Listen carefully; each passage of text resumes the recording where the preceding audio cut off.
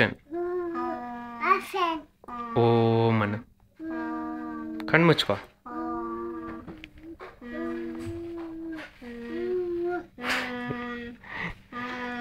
ಜಪ ಹೆಂಗ್ ಪೂಜೆ ಮಾಡೋದು? ಜಪ ಯಾರಂಗ್ ಮಾಡೋದು?